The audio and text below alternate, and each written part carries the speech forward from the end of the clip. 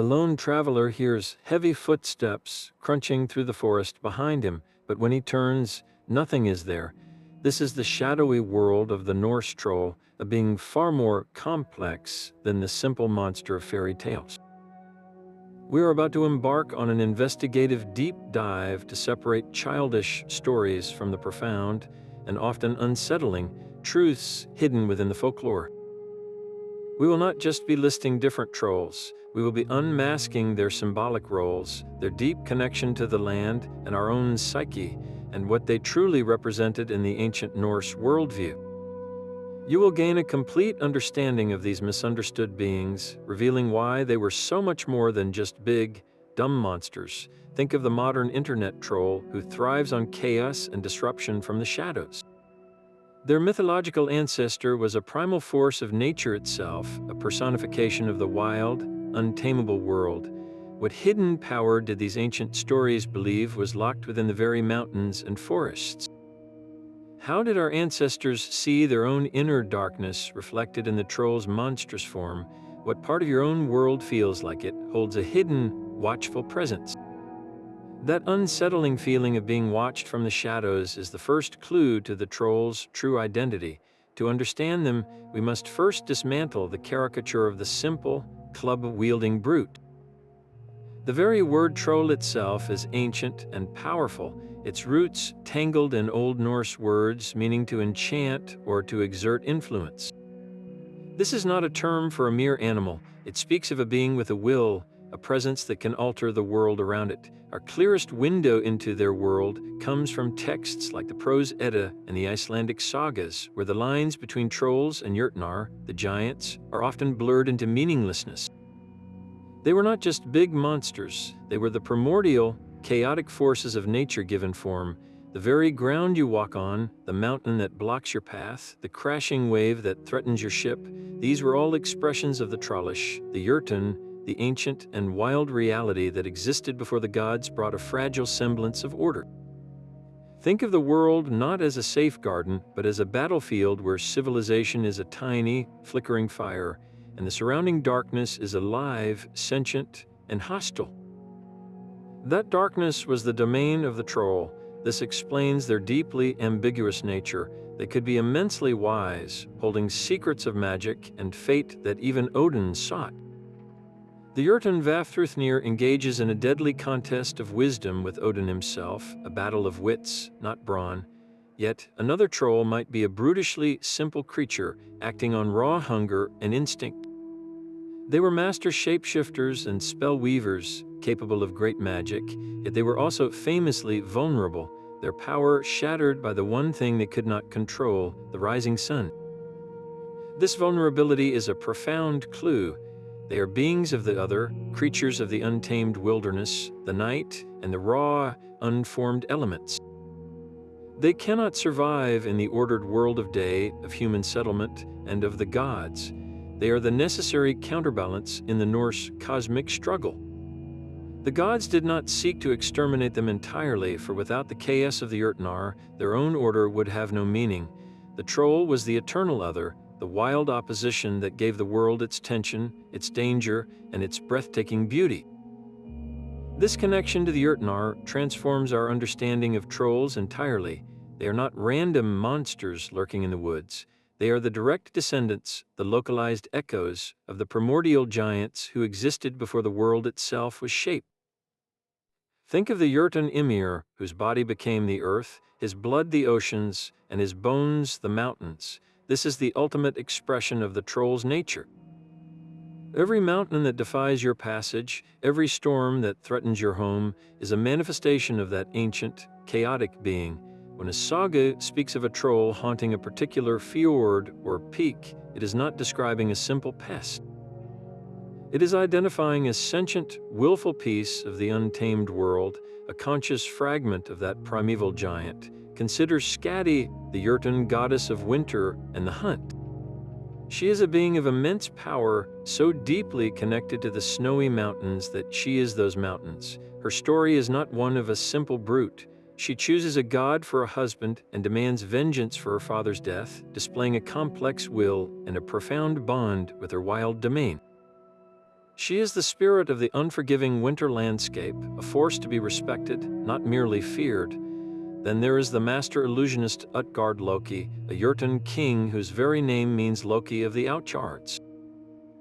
He doesn't confront Thor with raw strength. He uses breathtaking magic to warp reality itself, making Thor drink from the sea and wrestle old age. This is not the behavior of a stupid creature.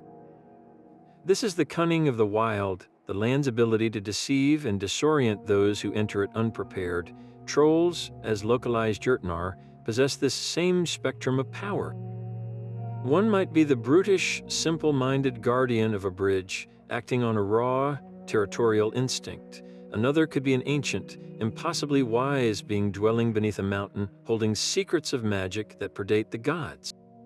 Their common thread is their role as personifications of the land itself. The conflict between a god like Thor and a mountain troll is not just a fun story. It is a symbolic retelling of humanity's eternal struggle against nature. Thor, the defender of the human realm with his civilization-building hammer, represents order, agriculture, and the taming of the wild. The troll represents the ancient, chaotic, and untamable earth that resists that order. When a hero in a saga slays a troll, it is a mythic celebration of clearing a forest for a farm, of building a road through a pass, of pushing back the overwhelming darkness just a little bit further. But these stories always carry a warning. The wild is never truly conquered. For every troll slain, another is born from the stone and the frost. The land itself remembers its ancient nature. This reframes every encounter with a troll from a simple monster hunt into a profound, existential negotiation. You are not just fighting a beast, you are confronting the conscious, living will of the wilderness you are trying to inhabit. What happens then when you cannot defeat that will with a sword or a hammer?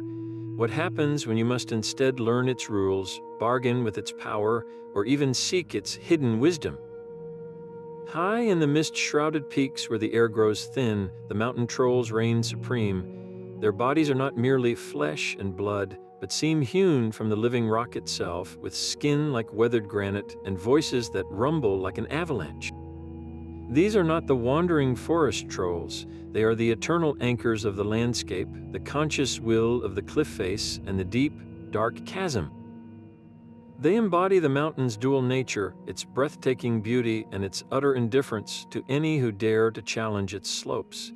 Imagine the sheer, immovable patience of a mountain that has watched millennia pass. The mountain troll possesses that same ancient, unyielding perspective. It does not hunt for sport. It simply is a permanent and often dangerous feature of the world, as natural as a landslide or a sudden rockslide. This is why they are often portrayed as hoarders, not of gold for greed's sake, but of ancient things. In the deep, silent caverns beneath the mountains, they guard treasures of a forgotten age, and more importantly, they guard knowledge. These trolls are the librarians of the Earth's oldest secrets, holding memories etched in stone long before the first human cities were built. Their immense size and strength are a direct reflection of the landscape they personify. To confront one is to confront the mountain itself, an impossible battle against an entity that can shrug off attacks as easily as a mountain shrugs off the weather. This brings us to their most famous and poetic vulnerability, their fatal relationship with the sun. Countless stories tell of a troll caught outside its cave at daybreak, being struck by the first rays of dawn and instantly transforming into solid stone. This is not a random weakness, it is a profound piece of symbolic logic. The troll, a being of pure wilderness and chaotic nature, cannot survive the ordered, structured light of the sun, which represents the realm of the gods and humanity. When it turns to stone, it isn't being destroyed, it is simply returning to its truest, most fundamental state. The troll becomes a permanent part of the mountain it once inhabited, a standing stone or a peculiar rock formation that the locals might point to for generations. That strange, human-like pinnacle of rock you see on a distant ridge line, folklore whispers, was once a troll, forever frozen in its final moment. This petrification myth is a beautiful and haunting explanation for the very geology of the land. It directly links the living, breathing world of myth to the static, physical world we walk through. Every unusual stone formation becomes a monument to a story, a fossilized moment from the age of legends. The mountain troll's existence is a cycle from conscious rock to walking giant and back to silent stone in an endless dance with the rising sun. But what of the trolls who were never so clumsy as to be caught by the dawn? What ancient truths do they whisper in the deep, eternal darkness of their caves? And what happens when a human is brave or foolish enough to seek them out? Descend from the wind-scoured peaks and step into the deep, silent woods, where the mountain's open defiance gives way to a more subtle and watchful presence. Here, the trolls are woven into the very fabric of the forest itself. They are not made of stone, but of ancient bark and tangled root, their forms shifting like dappled shadow under the dense canopy. Sunlight is a rare and fragmented thing in their domain, and these trolls are masters of the spaces between the trees, more spirits of the undergrowth than giants of the cliff face.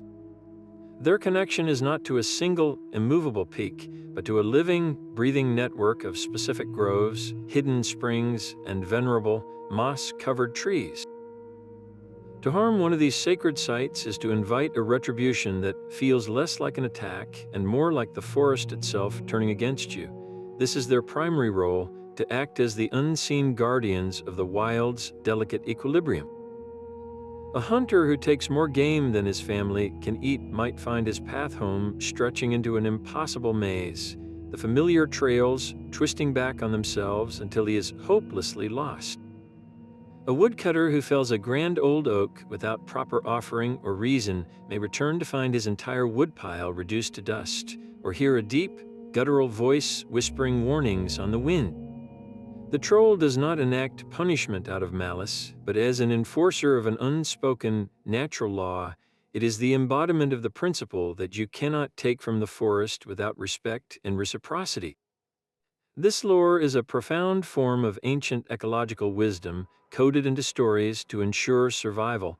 By making the forest conscious and giving it a protector, our ancestors created a powerful deterrent against greed and waste. The troll was the reason you did not strip a berry bush completely bare, leaving some for the birds and the spirits. It was the reason you spoke a quiet word of thanks before taking a tree. It was the entity that ensured the balance was maintained, because to disrupt that balance was to risk awakening a force far older and wiser than yourself. These forest trolls are the memory of the ecosystem, the conscious reminder that humanity is a guest in a world that was here long before us and will remain long after. Their mysterious nature, their ability to blend and vanish, reflects the forest's own secrets, the countless lives and processes that remain just beyond our understanding. So the next time you walk in an old wood and feel a sudden, inexplicable stillness, a watchful quiet, remember the guardian. It is not a monster waiting to pounce, but a warden ensuring the ancient rules are still honored. But the forest holds more than just guardians of bark and root. Deep within the oldest glens, you might encounter a being of haunting beauty, a woman whose song seems to weave itself from the mist and the morning light. She is the Huldra, and she belongs to the Huldrefolk, the hidden people, a branch of troll kind so human-like they blur the line between monster and neighbor. From the front, she is the picture of perfection, with flowing hair and a kind smile that promises comfort and companionship. But if you were to walk behind her, the illusion would shatter, revealing her true nature. Her back is often hollow like a rotten tree, or she bears the tail of a cow, a stark, physical reminder that she is not of our world. This single, chilling detail captures the entire duality of the wild. The Huldra embodies nature's two-faced soul, capable of breathtaking generosity and deadly deception in the same breath. She might appear to a lonely hunter, guiding him to a stag to feed his family through a harsh winter, her help given freely and with a gentle heart. In these tales, she is a spirit of the forest's bounty, a reminder that the wild is not only a place of danger, but also of sustenance for those who live in harmony with it. Yet the very same Huldra could lure a woodsman deep into the woods with her enchanting song, leading him into a bog from which he never emerges, or tricking him into following her into her mountain hall, where he is lost to the human world forever. Here she is the peril of the unknown path, the beautiful flower that grows on the edge of a cliff. This is not a simple story of good versus evil, it is a far more sophisticated understanding of the world. Our ancestors saw nature not as a resource to be conquered, but as a conscious, powerful entity with its own moods and motives. The Huldra's dual nature directly reflects this. The forest gives you berries, but also poisonous mushrooms. It provides shelter, but also conceals predators. The Huldra is that principle personified. Her beauty is the trap, a lesson that the most alluring things in the hidden world can be the most dangerous. This folklore served as a vital warning, especially to men venturing alone into the wilderness. It taught discernment, a sudden stroke of luck, an unexpected offer of help from a beautiful stranger. These were not always blessings. They could be tests or temptations from the land itself, designed to see if you possessed the wisdom to recognize the hollow back behind the lovely face. The Huldrefolk remind us that the wild is not just a physical space, but a psychological one. It challenges our desires, our judgment, and our very perception of reality. To encounter one was to face a choice, to accept a gift with humility and respect, or to be seduced by surface-level beauty and pay the ultimate price. The Huldra's haunting song fades into the rustling leaves, but the forest's deeper voice is a low rumble that comes not from a throat, but from the shifting earth itself. This is the raw, elemental magic of the troll, a power that extends far beyond simple strength. Their connection to the land was not just symbolic, it was actively, terrifyingly real. When a troll was truly angered, the very world would scream in response. Legends tell of mountainsides collapsing in furious landslides, of entire valleys buried by avalanches, and of sudden, vicious storms that appeared from a clear sky, all born from a troll's wrath. This was not random magic, it was a direct and volatile expression of their nature. They were not just living in the wilderness, they were the conscious will of its most destructive forces. A troll's temper tantrum was, in the eyes of our ancestors, a geological event. The ground you trusted to be solid could become a weapon, the calm air could twist into a gale, all because you had disturbed a being that was, for all intents and purposes, the mountain's soul. This belief gave a name and a reason to the terrifying unpredictability of nature. It transformed a random tragedy into a consequence, a lesson in the dire cost of disrespecting the ancient powers of a place. Among the most feared of these expressions was the troll wind. Sailors and farmers knew it well, a sudden, violent squall that would appear without warning, tearing roofs from houses and whipping the sea into a frenzy. These were not ordinary storms. They were attributed to the invisible activity of trolls, either fighting amongst themselves or venting their fury upon the human world.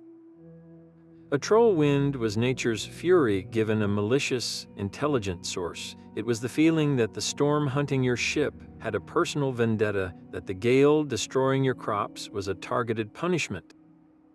This folklore connects the mythical being directly to the very real, fearsome phenomena experienced across Scandinavia. The troll was the answer to the question of why, on an otherwise peaceful day, the sky could suddenly turn against you. It was the embodiment of the land's raw, untamable power, a constant reminder that the environment was not a passive backdrop, but an active, sentient participant in life. To live in that world was to understand that your survival depended on a fragile truce with forces that could shatter your existence with a single thought.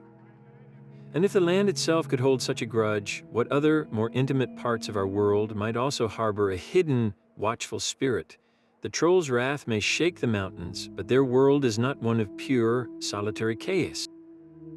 Behind the fury lies a society as complex and structured as any human kingdom, hidden away in the deepest mountain halls and forgotten valleys. Folklore shatters the image of the lone, brutish monster by presenting us with tales of entire troll communities, complete with kings, queens, and intricate family dynamics. Deep within the earth, they are said to hold court in magnificent halls, glittering with stolen gold and ancient treasure, ruled by a troll king whose word is law and whose power extends over every creature of stone and shadow in his domain.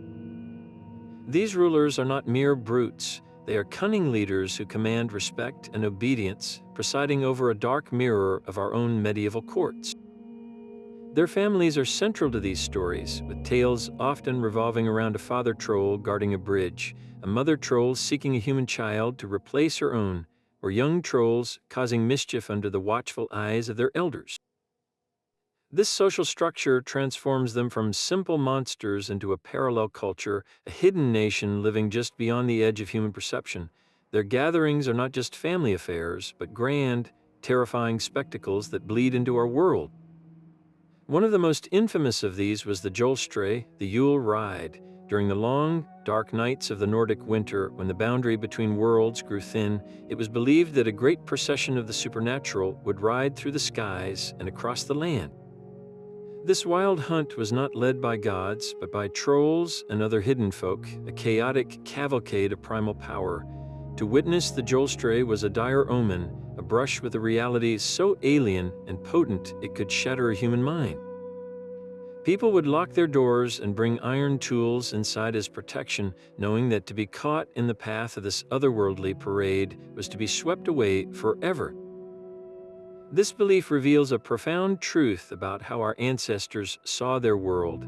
The trolls were not just random monsters, they were people with their own customs, their own hierarchies, and their own sacred times. The Jolstray was their celebration, their migration, their display of power. It framed the wild, untamed forces of nature not as mindless chaos, but as a coordinated, social force with its own intentions and rhythms. This adds a staggering layer of cultural sophistication to their mythos. They are not just forces of nature, they are the citizens of nature's hidden kingdom. Their society, with all its rules and rituals, is the wilderness given a voice and a purpose. So when you hear a story about a lone troll under a bridge, ask yourself what kingdom it serves, what king it answers to, and what ancient laws it is truly enforcing from the shadows of its mountain court. The intricate society of the trolls was protected by a power far more subtle than raw strength, the ancient and formidable magic known as satyr. This was not a parlor trick, but the core sorcery of the Norse world, a magic of fate, illusion, and profound transformation, and the trolls were its undisputed masters. Their connection to the primordial land gave them an innate understanding of reality's hidden threads, allowing them to weave spells that could deceive the senses and rewrite the world itself. At the heart of this power was their legendary ability to shapeshift. A troll could dissolve into the landscape, becoming a moss-covered boulder that watched you pass, or a gnarled, ancient tree that was not there yesterday. They could take the form of a wolf to stalk your flock, or an owl to listen outside your window, but their most dangerous transformation was into a form of breathtaking beauty, a handsome stranger or a lovely maiden designed to lure the unwary deep into their domain, never to be seen again. This was not merely a disguise, it was a fundamental alteration of their being, a direct expression of the wild's fluid and deceptive nature. Alongside this physical mastery was their breathtaking skill with illusion. They could conjure phantom castles that shimmered in the mountain mist, grand halls filled with phantom feasts that left a traveler starving. The most famous account of this comes from the tale of Utgard Loki, who used his power not to crush Thor with force, but to bewilder him with impossible tasks. He made the thunder god believe he was drinking from a horn that connected to the sea and wrestling the physical embodiment of old age itself. Thor was not fighting a monster, he was battling a perception, a lie woven so skillfully it became his temporary reality. This magical prowess redefines our understanding of a troll's threat. They were formidable not because they were strong, but because they were cunning. They attacked not just the body, but the mind. To face a troll was to enter a battle where your own senses could not be trusted, where the ground beneath your feet might be an illusion, and your greatest ally could be the troll in disguise. Their magic was the weapon of the wild itself, the land's inherent ability to confuse, disorient, and erase those who did not understand its secret laws. So how did ordinary people, without a god's strength, hope to survive an encounter with a being that could control perception itself? The answer lies not in greater power, but in a specific and humble kind of wisdom. The troll's magical illusions forced humanity to rely on a different kind of strength entirely, the power of a sharp and clever mind. These stories were far more than simple entertainment around a winter fire. They were a vital moral compass, carefully designed to teach the values that ensured survival in a harsh and unpredictable world. In the vast library of troll lore, a clear pattern emerges. The hero who triumphs is almost never the one with the biggest sword, but the one with the quickest wits and the most integrity. The troll, in its role as the guardian of the wild's ancient laws, becomes the ultimate judge of human character. It tests not just your courage, but your honesty, your respect, and your intelligence. Consider the classic motif of the bridge troll. A hulking creature blocks a narrow pass, demanding a toll from any who wish to cross. The foolish warrior, arrogant in his strength, attempts to fight his way past and is effortlessly cast into the chasm below. But the true hero, often a humble farmer or a young boy, approaches differently. He uses his words, he strikes a bargain, answers a riddle, or cleverly tricks the troll by exploiting its literal-minded nature. His victory is one of intellect over instinct, a powerful lesson that brute force is useless against the immutable rules of the wild, but cleverness and negotiation can create a path forward. This was a core cultural value, teaching that the mind was humanity's greatest tool for navigating a world filled with challenges far greater than itself. The troll was the obstacle that demanded you think, not just fight. The other side of this moral coin is even more stark. For every tale of a clever hero, there is another about a greedy or arrogant soul who meets a grisly end. A man promises a troll he will return with a prize in exchange for safe passage, but then attempts to cheat and keep the treasure for himself. He is hunted down, for a troll never forgets a broken oath. Another, driven by avarice, follows a troll into a cave promising gold, only to be trapped forever when the entrance seals behind him. In these stories, the troll is not the villain, it is the agent of cosmic justice. It punishes the greedy, the boastful, and the dishonest, enforcing a simple, brutal code of ethics. Your word is your bond. Respect the agreements you make. Do not take more than you need. These were not abstract virtues, they were rules for survival.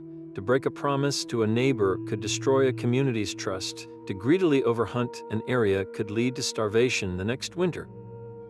The troll, in its terrifying way, was the embodiment of those consequences. It externalized the price of moral failure, making the stakes immediate and terrifyingly real. The hidden truth within these tales is that our ancestors were using the troll to teach their children how to be good members of society. The stories codified the essential qualities for a successful life: intelligence, honesty, and respect for the power of your environment. The troll was the ultimate teacher, its lessons written not on parchment, but in the fate of those who dared to cross its path. So the next time you face a seemingly impossible obstacle in your own life, ask yourself the old question: are you confronting it with the arrogance of a warrior or the clever respect of a hero? That clever mind, armed with wit and integrity, faced an ancient world where the rules were clear. But then, the rules themselves began to change. The slow, steady arrival of Christianity across Scandinavia did not just convert people, it systematically converted an entire mythological landscape. The old gods, the Aesir, were methodically recast as demons or deceitful spirits, and their ancient rivals, the jötnar and trolls, suffered an even more profound fate. They were stripped of their cosmic ambiguity and flattened into simple, universally evil monsters, minions of Satan himself. This was not a natural evolution of folklore. It was a deliberate, ideological unmasking, turning the nuanced forces of nature into foot soldiers in a new spiritual war. The troll, once a personification of the wild's necessary and complex balance, was now merely a demon hiding under a bridge. Its deep, symbolic connection to the land was severed and replaced with a purely theological one, to hell. You can hear this transformation in the new weapons used against them. Where a hero might have once used a clever riddle or a respectful bargain, the new defense was the sound of church bells. The pure, ordered peal of consecrated bronze was anathema to a creature now classified as unclean. Their ancient vulnerability to sunlight remained, but its meaning shifted. It was no longer the poetic return to stone of a being from the chaotic night, but the holy light of God driving back a servant of darkness. The cross itself became a potent ward, its symbolic power directly opposed to the newly demonic troll. This reframing erased their wisdom, their society, and their role as guardians. A mountain troll was no longer the conscious soul of a peak, holding ancient secrets. It was a stupid, evil giant that hoarded gold and ate Christians. The Huldre's haunting duality was simplified into a mere demonic seductress, her hollow back a sign of her infernal origins rather than the wild's two-faced soul. This was a crucial point of loss. The troll's nuanced, cosmological role was hollowed out. The world became less layered, less intelligent. The wilderness was no longer a conscious partner to be negotiated with, but a cursed place to be conquered and sanctified. The hidden truth here is that mythology is never static. It is a living record of our deepest fears and beliefs, and when those beliefs are violently appended, the stories we tell about the world are rewritten with them. The troll was demoted from a cosmic force to a cartoonish villain, not by time, but by doctrine. So what became of these demonized beings, pushed to the very edges of a new world's map? Where did they go when the forests were cut down and the church bells rang out from every village? The great unmasking was complete, and the troll was banished to the realm of childish fiction. Yet its echo refused to fade, lingering in the weathered pages of the Icelandic sagas. These are not collections of fanciful myths, but stark, historical chronicles written by the descendants of the very settlers who carved a life from Iceland's volcanic rock and unforgiving seas. When a troll appears in a saga, it is not a demon from a preacher's sermon, but a tangible, terrifying reality recorded as fact. In Grettir's saga, the hero Grettir the Strong faces a monstrous being named Glam, a dead shepherd possessed by trollish nature who becomes a terrifying revenant, a draugr. Glam is not just a physical threat, he is a curse of isolation. After their brutal fight in a remote farmstead, Glam lays a dying curse upon Grettir, condemning him to forever live in solitude, to become an outlaw, feared by all. This is the troll's power distilled into a psychological weapon. Grettir's subsequent life of loneliness and paranoia, hunted and unable to trust anyone, is a direct manifestation of the troll's essence. He did not just defeat a monster, he absorbed its nature, becoming a lonely, powerful force haunting the wilderness, just as the trolls did. The struggle was not merely against a creature, but against the soul-crushing isolation the land could inflict. Another saga, the saga of Urvarad, presents a different kind of encounter. The hero fights two troll wives on an island, monstrous sisters who wield magic and brute force. On the surface, it is a classic monster slaying tale, but when you pull back the lens, the allegory becomes clear. These trolls are the personification of the land's active hostility toward the Norse explorers. They are the sudden, violent storm that sinks your ship, the barren island that offers no sustenance, the sheer, physical danger of a world that does not want you there. The hero's victory is not just a personal triumph, it is the mythic representation of a successful landing, of surviving another day in a world that was constantly trying to erase you. Every troll slain in these stories is a fjord successfully navigated, a field cleared of impassable boulders, a winter survived. The troll was the narrative device our ancestors used to explain why some settlements thrived while others vanished without a trace. It gave a face to starvation, a voice to the howling wind, and a form to the deep, existential fear that the entire endeavor of civilization was a fleeting spark against an eternal, conscious darkness. The sagas show us that the troll was, in a very real sense, the land itself, and every encounter was a report from the front lines of humanity's most fragile and courageous war. That eternal war against the conscious land, recorded so starkly in the sagas, reveals a secret even more personal than a physical struggle. It points directly inward to the uncharted wilderness within our own minds.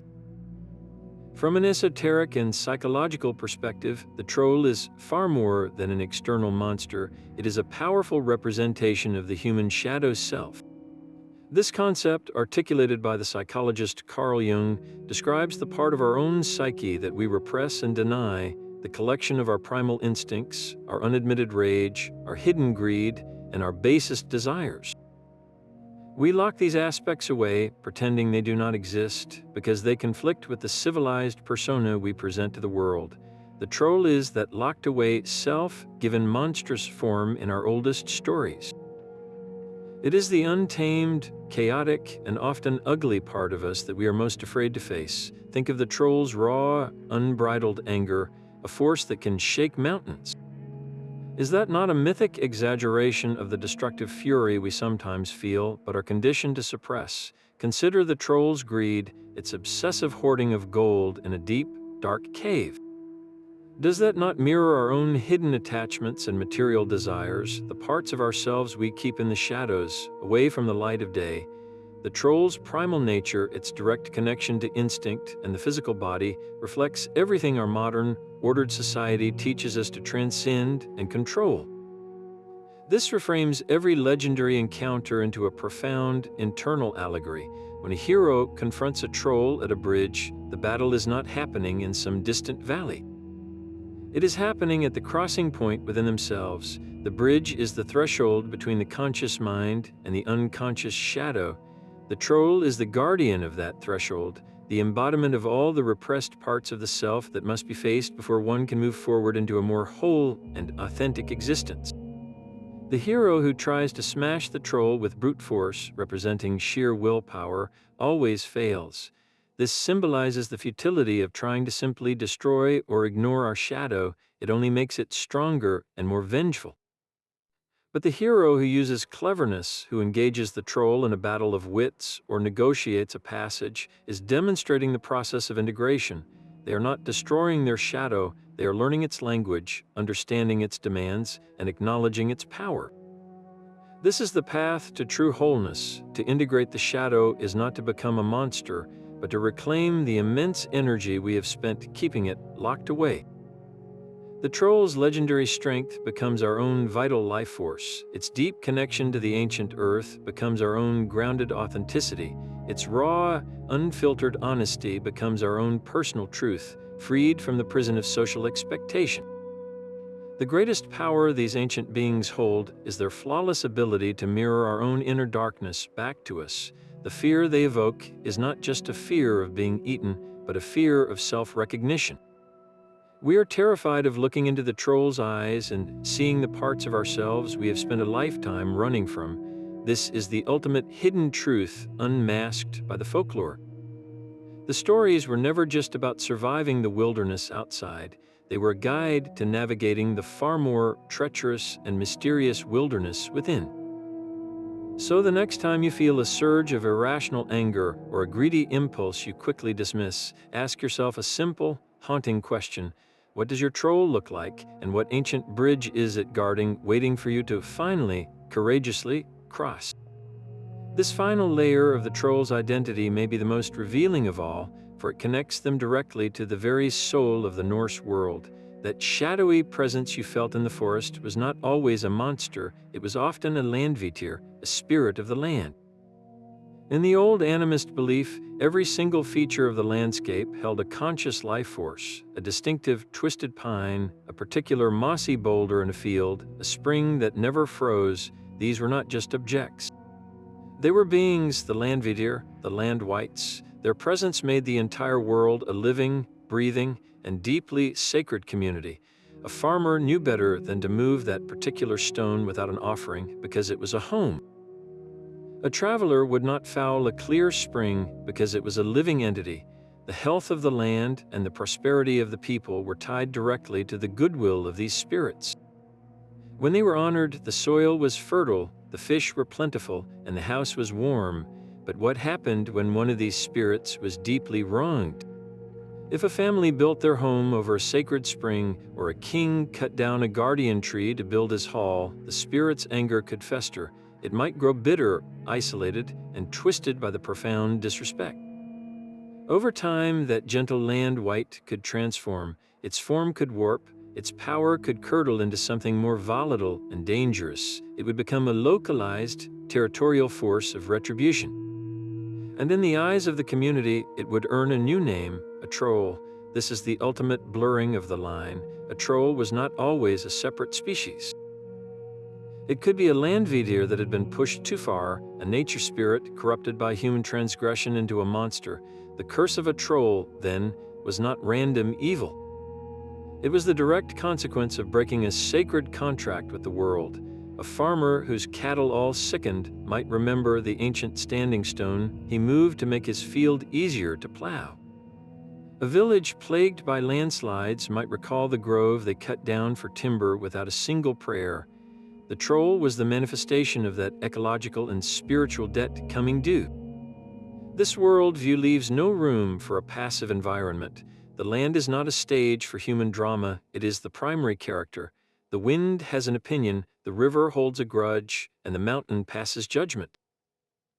In this context, every troll story becomes a case study. Was the creature a primordial giant of the mountains, or was it the vengeful spirit of this specific river, angered by a dam or a poisoned catch?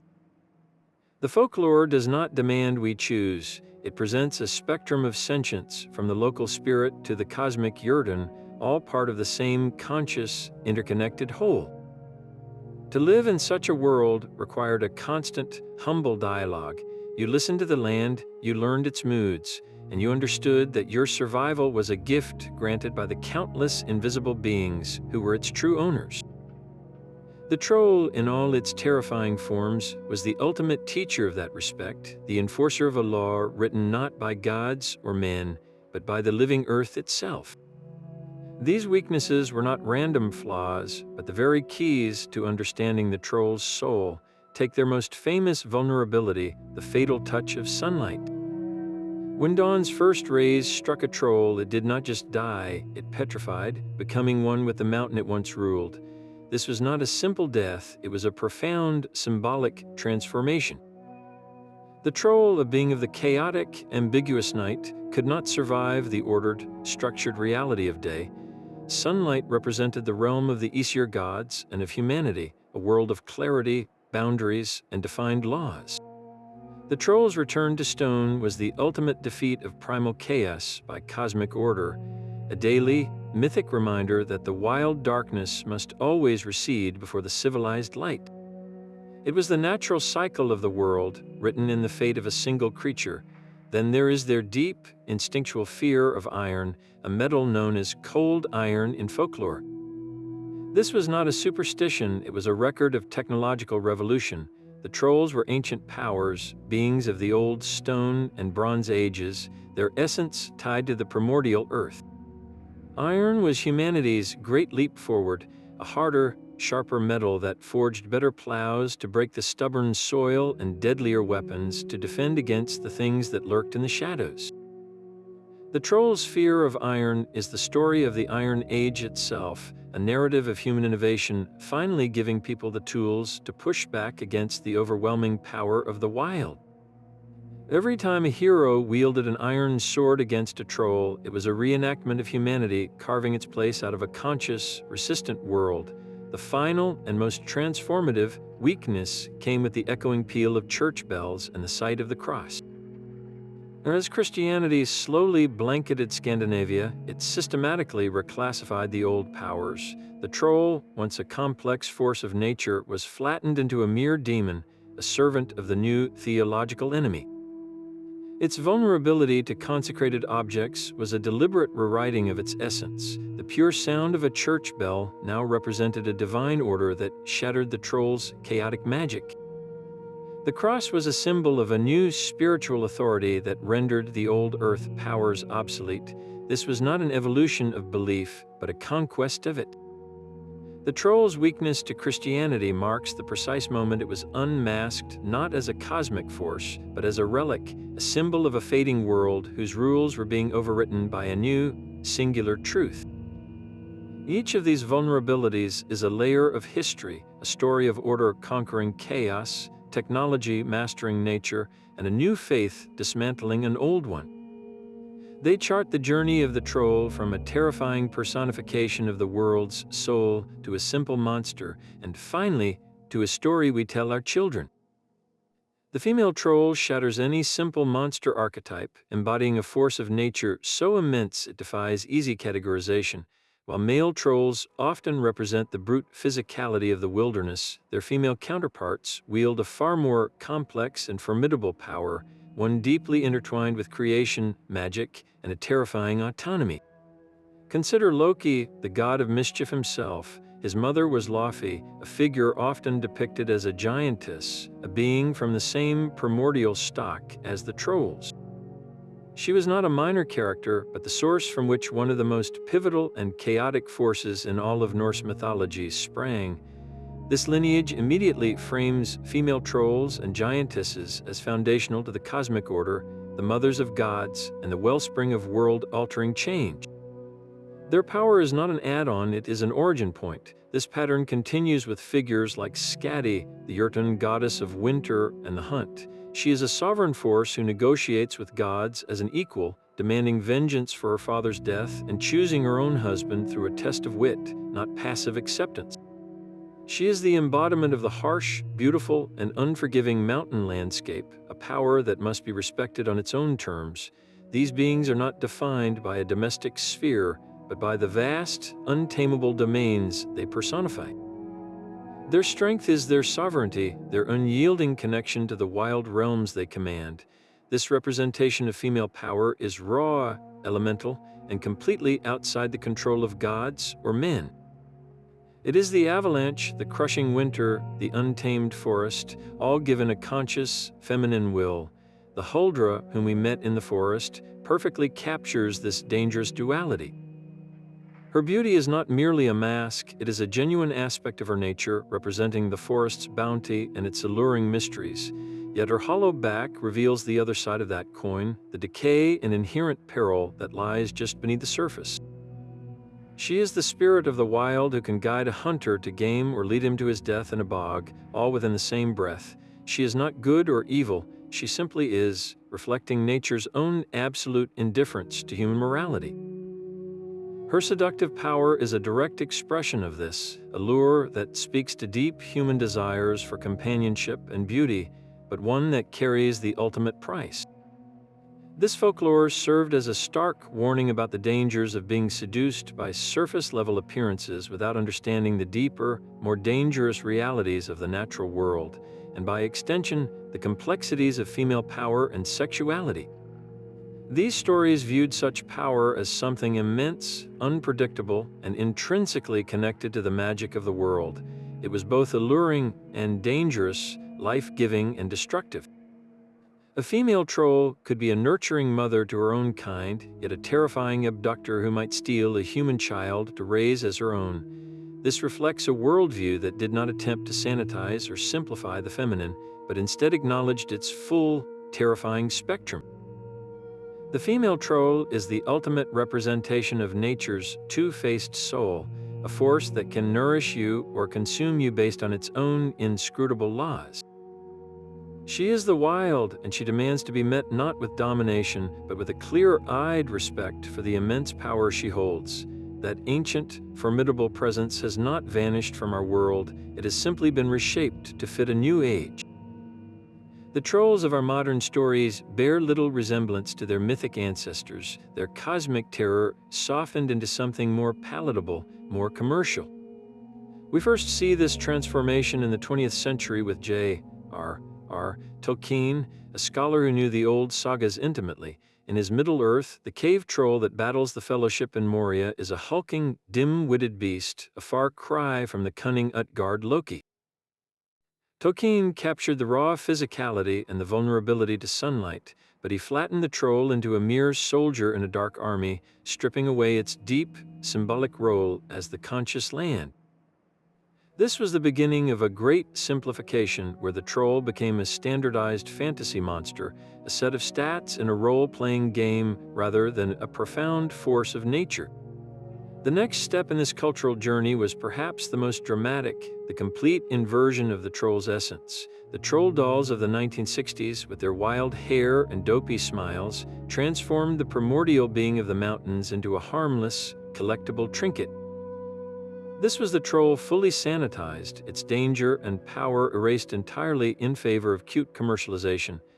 That trend finds its ultimate expression in DreamWorks' Trolls franchise, where they are vibrant, singing, dancing creatures whose entire world is built on joy and hugs. The ecological warden, the shadow's self, the vengeful spirit of the land, has been recast as a perpetually happy pop star. What has been lost in this journey is everything that gave the troll its hidden truth, its cosmic weight, its connection to the terrifying and beautiful reality of the wild. Its role as a teacher of moral and ecological balance has been replaced by a simple message of positivity. This sanitization is not accidental, it is a hidden truth about our own society. We have repackaged ancient fears into safe, manageable entertainment. The wild is no longer a conscious partner to be feared and respected, but a backdrop for a musical number.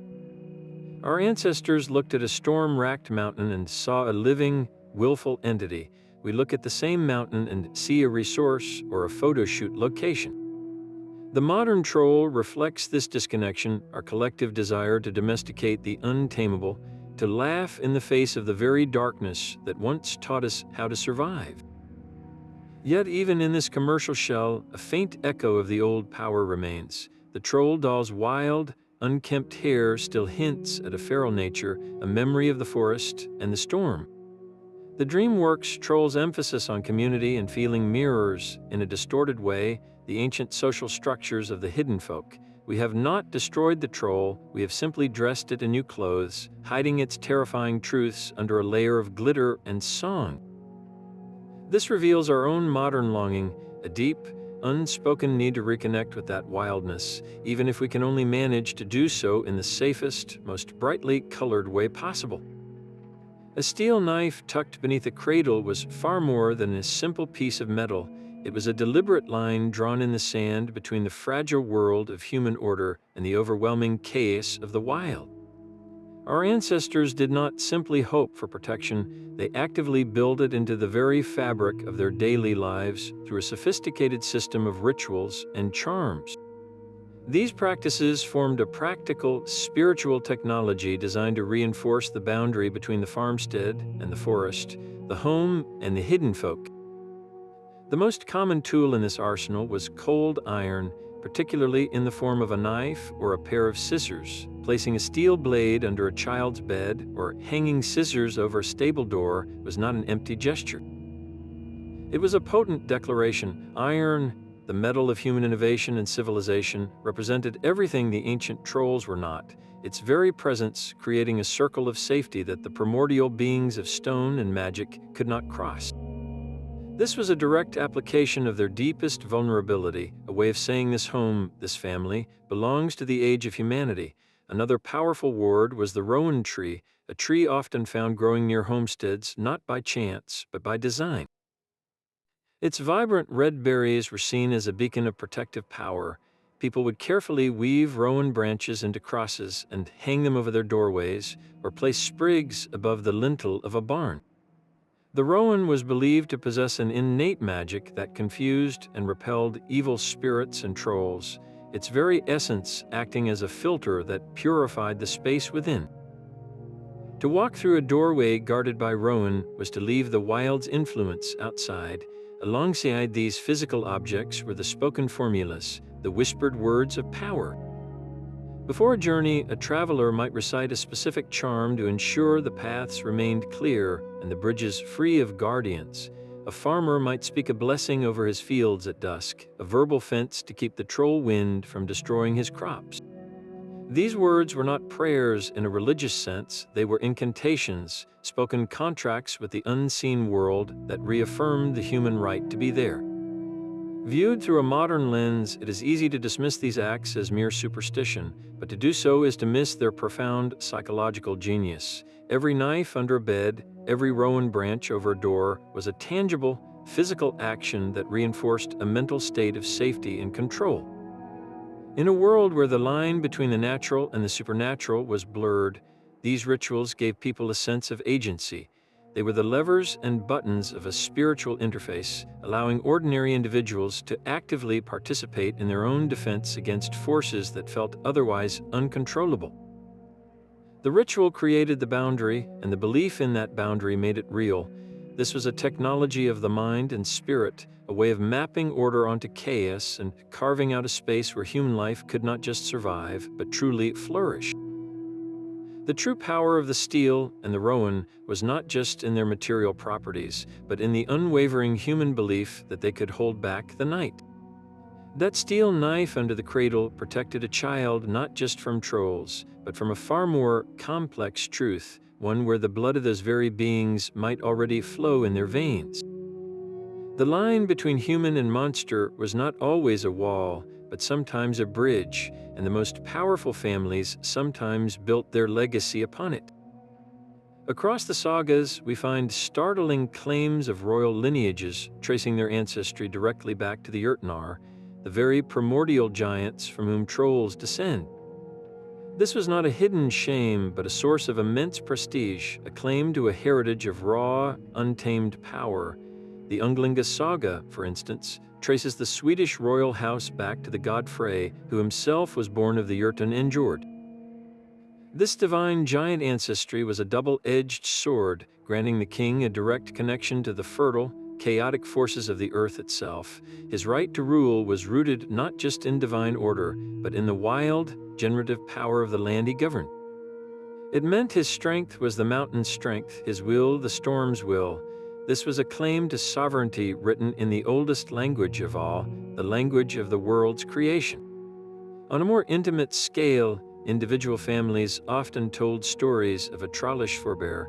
A common motif involves a lonely farmer encountering a female troll or a huldra. Instead of a battle, a marriage occurs. She might bring with her a dowry of uncanny knowledge, teaching the family's secrets of healing herbs found only on misty cliffs, or how to speak to the spirit of the spring that watered their fields. Her children would be born with a legendary physical strength or with a peculiar talent, like the ability to see glimpses of the future in running water. These inherited traits were the living proof of the union, a permanent, tangible connection to the hidden world. The trollish ancestry explained why one family's members were consistently the strongest woodcutters in the region, able to fell trees that would break any other man's axe. It explained why another family's line always produced seers and wise women, their intuition touching the ancient magic their ancestor had brought from the mountain. This folklore reveals a worldview where humanity was not separate from nature, but a part of it, capable of merging with its most powerful spirits. The primal force of the troll was not just an external threat to be defeated, it was a wellspring of potential that could be woven into the very fabric of a community. To claim such descent was to declare that your family carried a piece of the wilderness within them, a legacy of stone and storm that gave you a unique place and purpose in the world. The troll under the bridge was a danger, but the troll in your bloodline was the source of your strength. That hidden lineage, written in blood and stone, suggests a deeper communication was once possible between our worlds. The trolls did not merely grunt and roar, they possessed a language as complex and layered as the landscapes they inhabited. Ancient tales speak of them conversing in a guttural, primordial tongue, a speech of grinding stone and cracking ice that predated human words.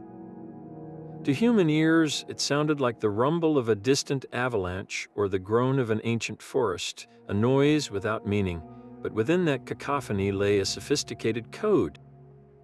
Trolls were masters of the riddle, a form of communication that relies not on direct statements, but on symbolic connections and lateral thinking.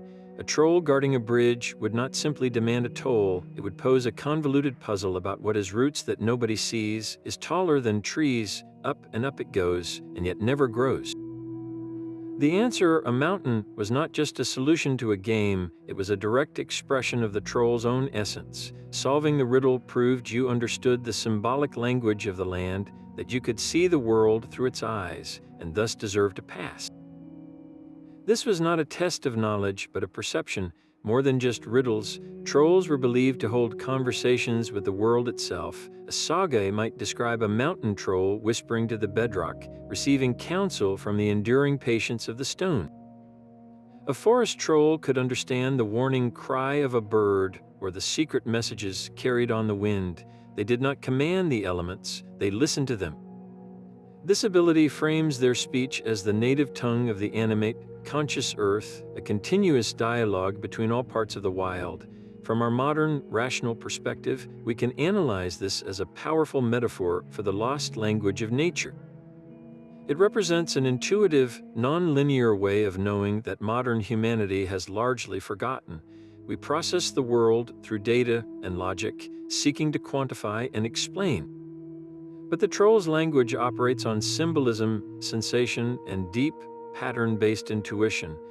It is the knowledge that comes from feeling a shift in the air before a storm, from understanding the health of the soil by the plants that grow in it, from reading the history of a landscape in the lay of its stones.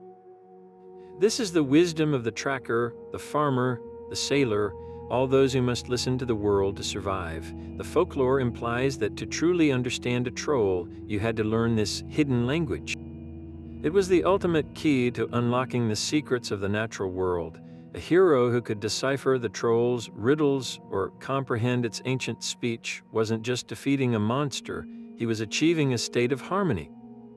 He was learning to think like the forest, to feel like the mountain, to become a conscious participant in the living world rather than just an outsider trying to conquer it. The troll's voice was the world speaking, and only those quiet enough to listen could hope to understand its truths. So we arrive at the most intimate and mysterious of all encounters, the moment a lone seeker crosses over not into a physical forest, but into the hidden geography of their own soul. The Norse Verlva, a seeress wrapped in furs and mystery, did not hike into the mountains to find a troll. She descended into a trance, her spirit traveling to the roots of the world tree, to the shadowy lands where the boundaries of reality dissolved. In this altered state, the troll was waiting for her. It did not attack with claws of stone, but with riddles that tested her resolve. It did not guard a bridge of wood, but a threshold of spiritual understanding. This esoteric interpretation reframes every troll story into a potential shamanic journey. The hero fighting a troll in a cave is not just in a physical struggle, he is undergoing a profound initiation in the underworld of his own psyche. The troll becomes a spirit challenger, a fierce guardian of ancient wisdom that cannot be taken, only earned through trial. Its monstrous form is a deliberate illusion, a mask worn by the raw, unrefined power of the unconscious mind, designed to terrify the unworthy away from secrets they are not yet ready to bear. When the Verlva confronted such a being in her vision, she was not running from a monster. She was engaging in a sacred dialogue with the deepest forces of the land and her own spirit. To defeat the troll in this realm was to integrate its strength, to claim its wisdom as her own, and to return to the waking world transformed, carrying a piece of the wild's soul within her. This reveals the ultimate hidden truth of these beings. They were the eternal gatekeepers, the sentinels posted at the frontier between the ordinary world and the extraordinary, between the conscious self and the vast, uncharted wilderness of spirit.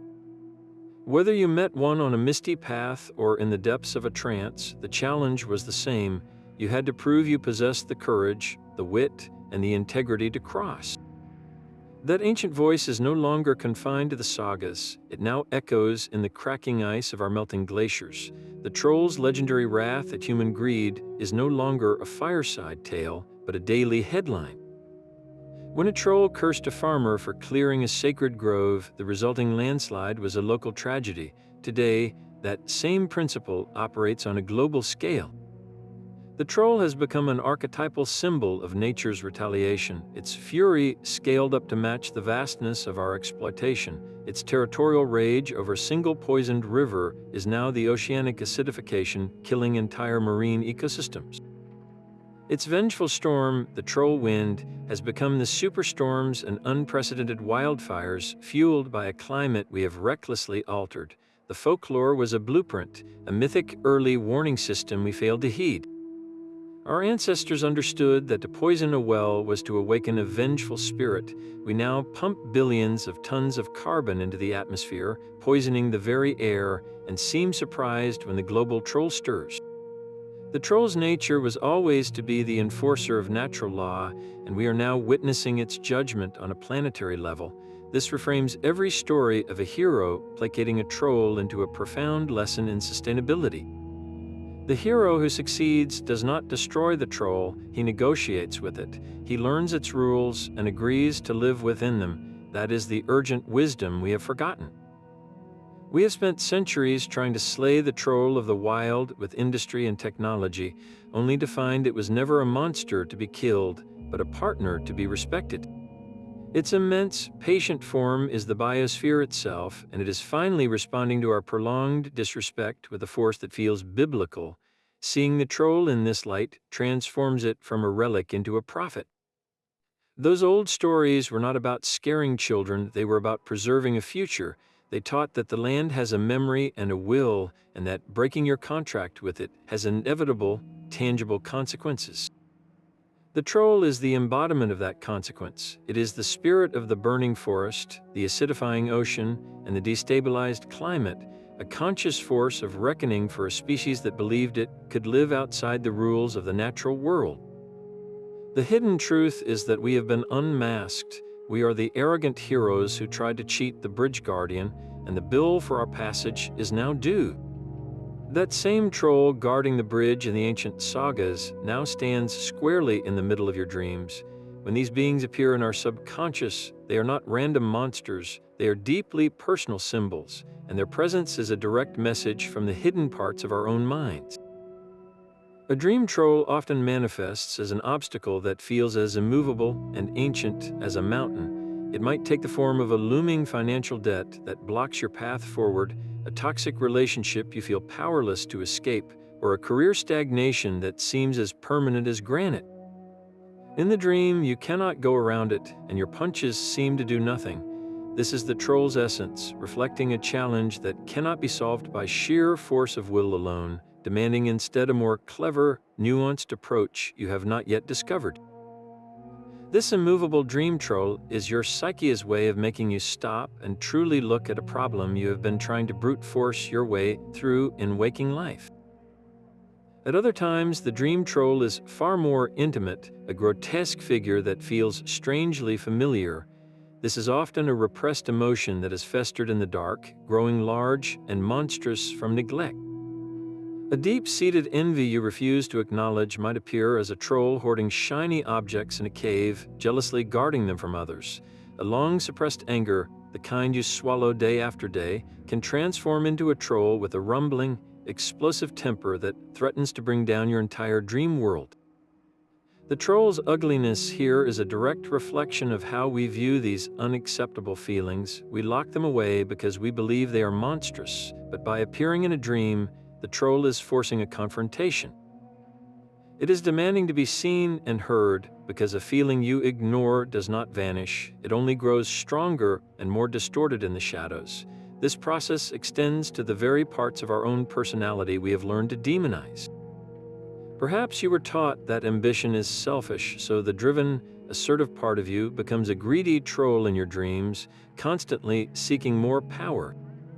Maybe you were told that sensitivity is weakness, so your deep emotional capacity manifests as a fragile, weeping troll that shatters at the slightest touch. We exile these aspects of ourselves to the psychological wilderness, and like any exiled being, they become bitter, powerful, and dangerous. The troll under the bridge in your dream is not an external monster, it is a part of you that you have banished, now standing guard and demanding a toll for your passage to a more whole and authentic self. To pay that toll is not to be destroyed, but to finally acknowledge, understand, and integrate that exiled quality back into your being. This is the ultimate, ongoing unmasking.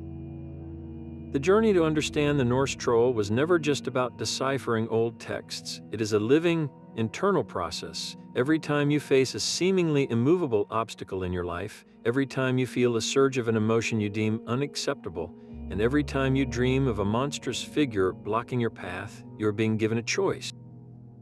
You can try to fight it with the warrior's arrogance and likely fail, or you can approach it with the hero's cleverness and respect, ready to answer its riddle, understand its nature, and learn what it has come to teach you. The troll in your dream is the same one from the mountain, simply reflected in the deep, personal pool of your own subconscious, waiting for you to finally see its true face. So we have unmasked the troll not as a monster, but as a mirror. The troll is not a single creature, but a vast, symbolic constellation, a cluster of primal human understandings about the world and our own place within it. It is the untamed wilderness personified, the conscious will of the mountain and the forest that resists our order. It is the deep, ancient past, the memory of the world carved from the body of the primordial giant Ymir. It is the raw, untapped power of the land itself, capable of nourishing us or crushing us without malice. It is the shadow self, the repository of our own repressed instincts, rage, and desires that we lock away in the dark caves of our psyche. And it is the ultimate other, the necessary opposition that gives our own identity its shape and meaning. Without the troll, there is no hero. Without the wild, there is no civilization. Without the shadow, there is no light. These are not separate ideas, but interconnected threads in a single, grand tapestry. The enduring power of these stories lies in this profound synthesis. Our ancestors were not just telling scary tales to pass the time, they were encoding a complete and sophisticated worldview into a single, formidable image. The troll is the answer to the question of what lies beyond the firelight of our camp, beyond the borders of our village, and beyond the carefully constructed walls of our conscious mind. It is everything we cannot control, everything we fear, and everything we secretly know we are still a part of. That chilling feeling of being watched from a dense thicket is the land recognizing you. That surge of irrational anger is your inner troll testing its chains. The strange rock formation on the horizon is a fossilized moment from the age of myth. The troll is the bridge between the world we see and the world we feel, a living reminder that the universe is not a dead machine, but a conscious, responsive, and often dangerous conversation. We defined ourselves as human by drawing a line in the soil and declaring that on the other side of it lived the troll. But the greatest hidden truth, the final unmasking, is the realization that the line was only ever an illusion. Our journey ends where it began, not with a simple monster, but with a profound reflection. We have unmasked the troll as a cosmic force, the ancient, chaotic will of the land itself that existed long before the gods brought order. We have seen it as a nature spirit, a conscious land leader that could transform into a vengeful guardian when its home was disrespected. We have peered into its eyes and recognized our own shadow self, the repository of our repressed instincts and emotions we are too afraid to acknowledge. And we have learned from it as a moral teacher, an enforcer of a brutal, natural code that rewarded cleverness and integrity while punishing greed and arrogance. To understand the troll is to crack open the entire Norse worldview, a perspective where the world is alive, sentient, and constantly in conversation with us. It reveals the depth of our own psychology, showing how we externalize our inner battles into epic stories. Most urgently, it holds up a dark mirror to our modern relationship with the natural world, framing our current ecological crisis as the ultimate troll's curse, the land's retaliation for our broken contract. So the next time you face an immovable obstacle in your life, ask what your inner troll is trying to protect. The next time you walk through an old forest or gaze at a mountain, sense the ancient, watchful presence that our ancestors knew so well. Look at the world with these unmasked eyes and share what you see. We would love to hear your thoughts or any local folklore about the hidden beings in your own part of the world in the comments below. If this deep dive into esoteric truths resonated with you, subscribe to continue the journey of uncovering the hidden stories that shape our reality.